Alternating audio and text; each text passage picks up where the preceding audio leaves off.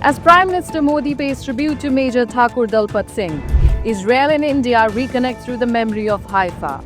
Long before strategic partnerships and defense agreements, how Indian soldiers liberated Haifa from Ottoman rule. Who are the Indian soldiers who fought for Israel?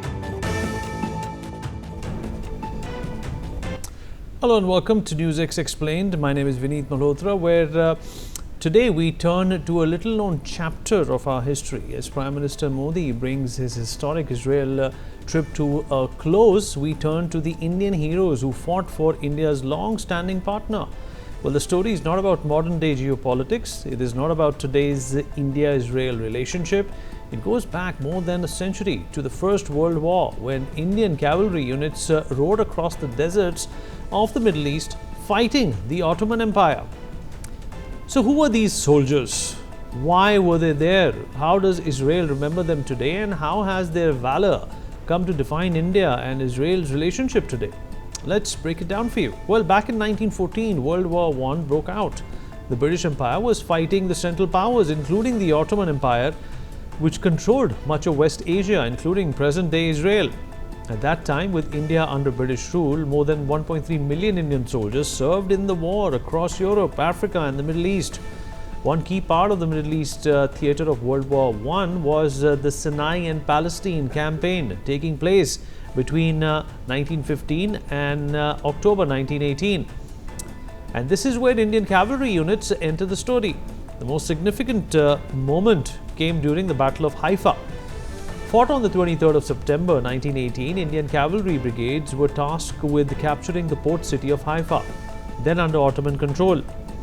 These units included the Jodhpur Lancers, the Mysore Lancers and Hyderabad troops serving under the British command.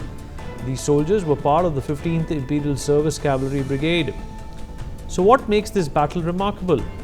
Well, the Indian cavalrymen mounted on horseback against Ottoman artillery positioned on Mount Carmel. Imagine the scene. Turkish soldiers raining down machine gun fire backed by the support of Austrian soldiers manning field guns as well as German machine gun troops. Meanwhile, the Indian soldiers were armed with only lances and swords. Haifa, the area to be captured, fell between the Kishon River and Mount Carmel.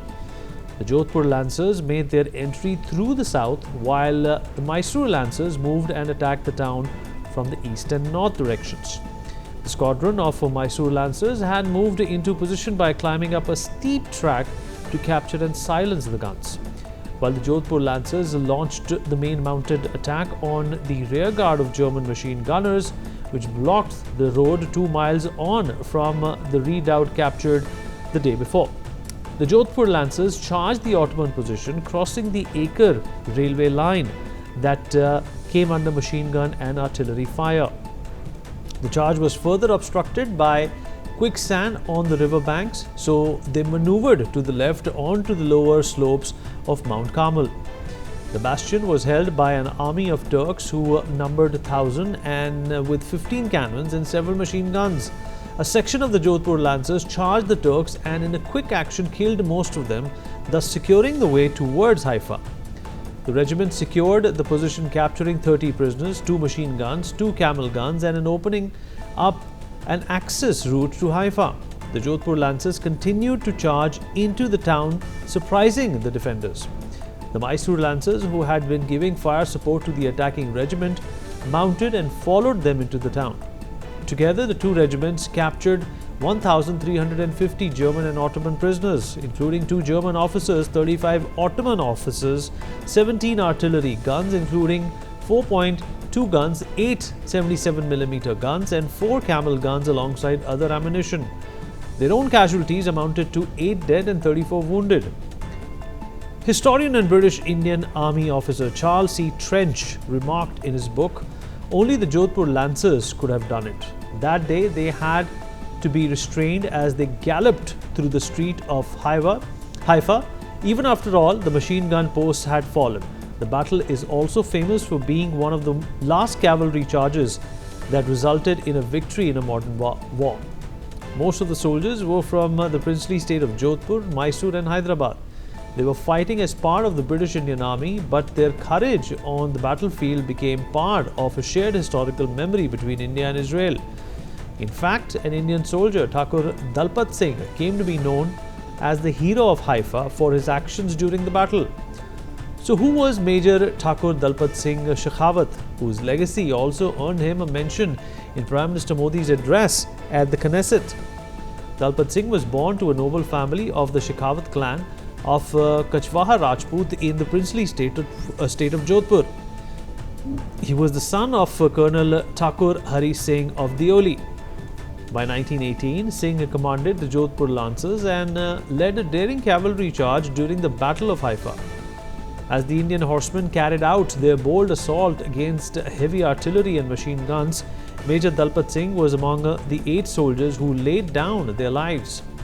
And after the battle, he was awarded the Military Cross. His citation read as follows: "For conspicuous gallantry and devotion to duty, this officer, accompanied only by his trumpeter, charged an entrenched machine gun, killing and scattering the crew and capturing the gun. At the same time, he captured the commandant of a regiment and another officer." Dalpat Singh's heroics earned him the moniker Hero of Haifa, where he is remembered for his bravery and contribution even today. In fact, in 2017, during a visit to Haifa, Prime Minister Modi visited the Indian cemetery and unveiled a plaque to Singh with Singh's Hero of Haifa moniker. The Mayor of Haifa, Yona Yahav, during the centenary year of the battle, also paid tribute to Singh, asserting Dalpat Singh not only changed the history of my city, but the history of the Middle East. While significant, Haifa was not the only engagement. Indian troops were involved in the defense of the Suez Canal, Jerusalem, and engagements across the Levant region. They were part of a massive imperial war effort that stretched across continents. While a lot of this chapter of history has been lost in time, in recent years, efforts have been made to commemorate their contribution as part of Israel's history. Haifa Day is observed every year to honor the bravery of Indian soldiers. In 2025, the Israeli city of Haifa once again gathered to pay tribute to the Indian soldiers, with the mayor stressing that the city's history books are being corrected to reflect that it was Indian troops, not the British, who liberated the city from Ottoman control.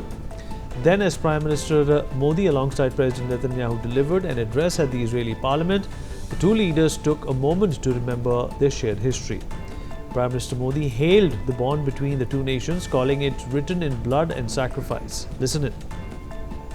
Connection to this land is also written in blood and sacrifice.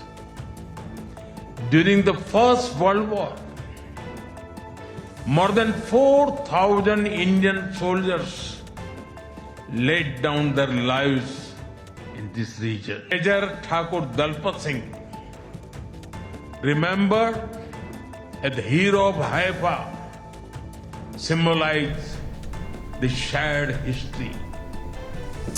And more than a century later, Indian soldiers' memory echoes across borders. The graves are tended in Haifa, their regiments are honored in India, and their story stands as a reminder that history often links nations long before diplomacy does. This is not just a wartime anecdote, it is a shared chapter of Indian and Israeli history, written in cavalry charges, sacrifice, and memory.